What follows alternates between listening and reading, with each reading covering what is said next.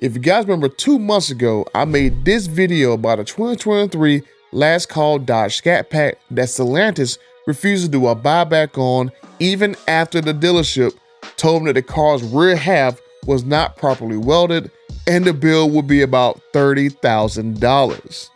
And what if I told you that now 2 months later, we finally have a resolution to the situation and the owner has been made whole?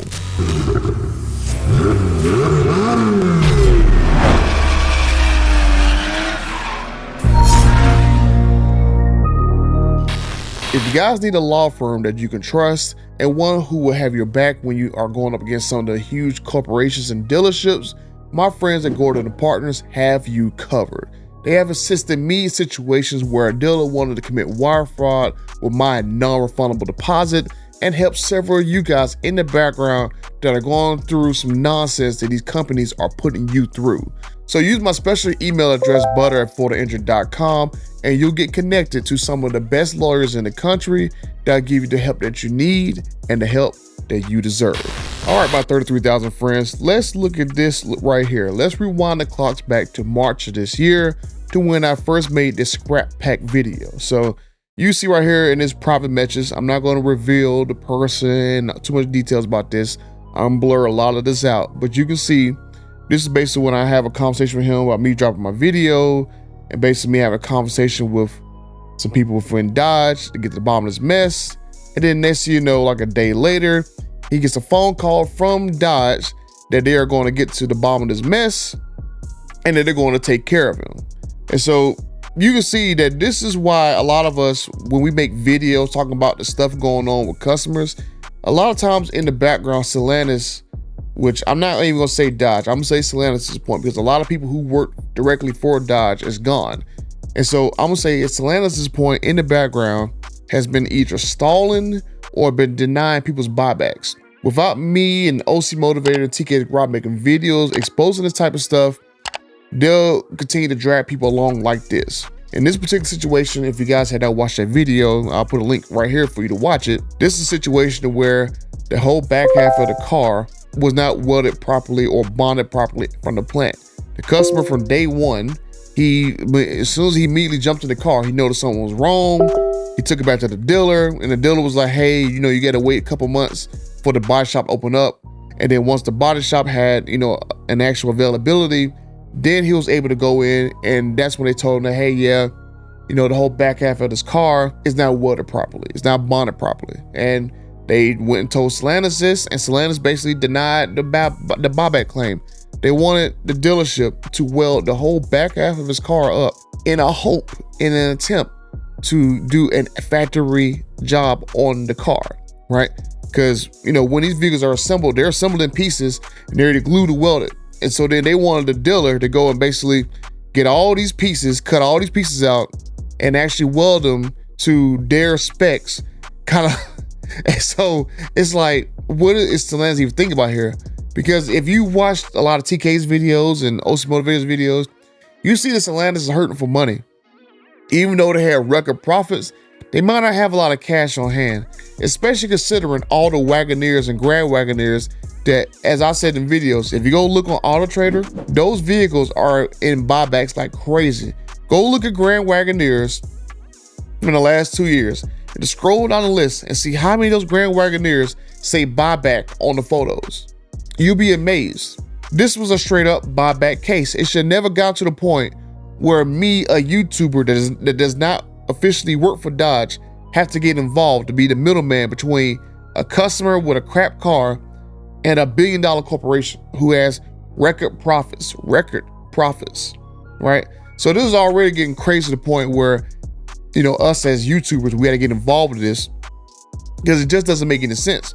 But since now we had the power, thanks to Mac Hake and the Soldier's Car and all that stuff, we now have the power to go to these companies and actually try to talk some common sense to them, because it doesn't look good on social media. It doesn't look good publicly to do this type of stuff.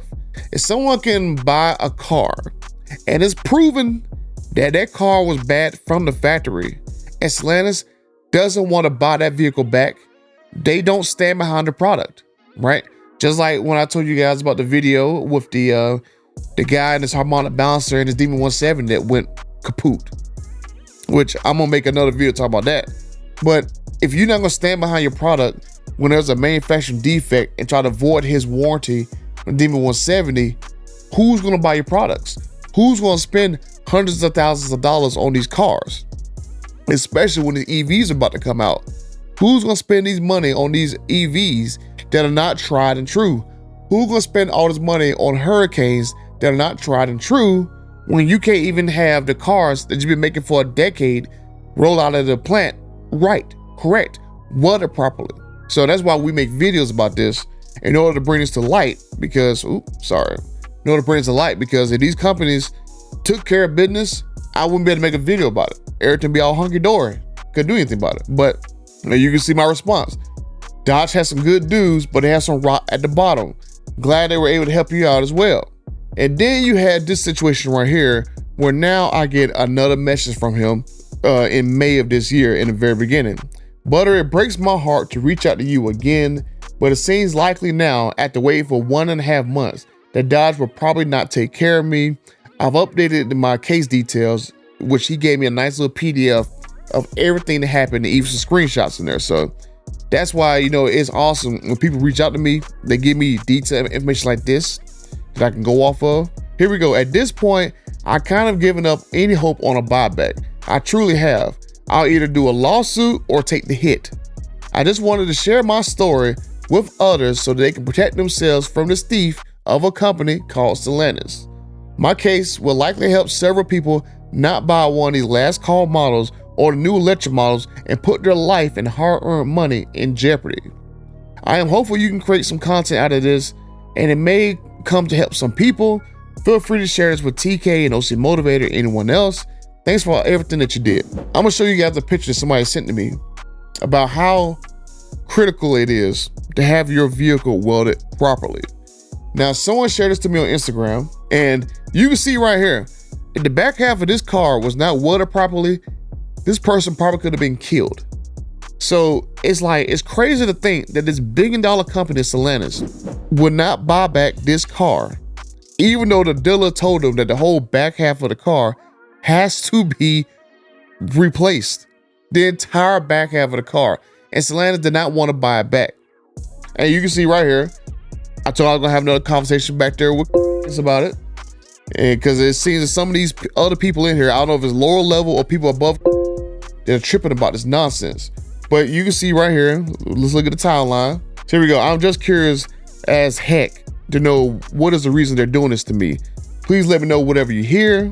And then a lot of times I don't really check on the forums like that. So a lot of times I'll go and jump on there every once in a while, because I do a lot more things back and forth between you guys in the background. But you can see right here, have I heard anything? I wonder why they're ghosting me and giving me the runaround. If they aren't going to do it, should have let me know why. And then boom, there we go. A few days later, he gets a message that boom, our executive leadership approved your buyback today. I've sent a note to my colleagues who will proceed to get things moving now that everything's been approved. You should be getting a call by the end of this week from the person that will be working with you through the completion of your buyback. Sorry, saying I'm sorry doesn't seem like much, but I am truly sorry for not only the problem you had with your vehicle, but also the fact that it's taking weeks to get your approval for your buyback. Please let me know if there's any questions, and please let me know if you have any questions. And I truly hope we have not lost you as a customer. If there's anything I can do going forward, please let me know. And so, boom, there we go. It took going all the way up to senior leadership to get a buyback on a clear, open and shut case. And that's what I was saying. This is not Dodge. This is Stellantis. I had to go all the way up to for a simple buyback. And so, like I said, if me and other YouTubers was not making videos like this, what would have happened in this guy's case? If you watch the other video, he got denied multiple times. So I'm just saying, there is a reason why we make these videos. And so now basically go back and check in with him again, make sure everything's still good, until I had some background chats, and I'm glad that he sent me this message that everything's getting moving. And then boom, here we go. Yep, can't be any better. Sign the repurchase offer letter and send it back to FCA. they're waiting on well, you know, in the background and through some corporate stuff, they still are FCA on paper, even though the company name is Stellantis. So just don't even worry about that. If you go look at in the bottom commercials, it'll still say FCA USA. You go look at trademarks, it still say FCA USA. So don't even worry about this. This is still Stellantis. But yeah, here we go. Sign a repurchase offer letter and send it back to FCA. They are waiting on a check and will schedule me soon for a drop off. I guess a drop off his old car. And as he's typing his message to me, he's picking up his new Go Mango 392. So he got him a brand new Scat Pack, Go Mango. This dealership is no BS and a fantastic dealership, no added on BS, and treats the customers the way they're supposed to be treated. Like I said, it's just crazy that it took me, TK, and the gang for us to get involved between a customer and a company like this in order to get things along. Because, like I said, who's gonna buy these next gen vehicles if they can't even properly assemble the vehicles that they've made for over a decade, right? So if this right here did not go through, and the other cases of situations where warranties have been denied by this new Stellantis Corporation, would you have the confidence to go buy a vehicle from this company, especially electric vehicles, who this company has no track record of producing properly? And if you watch my other video with the UAW talking about the Ram trucks being sabotaged, if you hear them talking about the production line for the Ram EV, they're talking about the line is so dangerous it could kill everybody in the plant. So I'm just saying, if Stellantis won't stand behind the product, who can be confident about it? And so I'm glad this particular case has got resolved. Customer got him a brand new car. Hopefully this time it doesn't have any squeaking issues in the rear. But there are more situations that are out there. I'm waiting on a customer now to give me information about his Grand Wagoneer that he told me that's been in the shop for a freaking year. His Grand Wagoneer that he's paying like almost $2,000 a month for has been in the shop because of the front end. And so I'm waiting on all the information that he's gonna give me. But his Grand Wagoneer has been in the shop for almost a year. It's chewing through tires. It can't go highway speeds. And Stellantis has not bought that vehicle back. And he's been paying $2,000 a month for almost, I think he said 12 months already. He might be in month 13. But let me know what you guys think. I'm glad the situation with this particular customer and his 392 is finally resolved. Now, if you guys have problems with your particular cars and you don't want your information blasted all out there and you need my help to get things speeded along, make sure you hit me up my social medias that I played earlier in the video, and I'll see what I can do to kind of help you guys out, as I've shown on multiple times that, you know, me, TK, and the gang, we can help you guys out. And so let me know what you guys think, and I'll get you guys information on this Grand Wagoneer once my man sends me all the information. But until the next time, I'm out.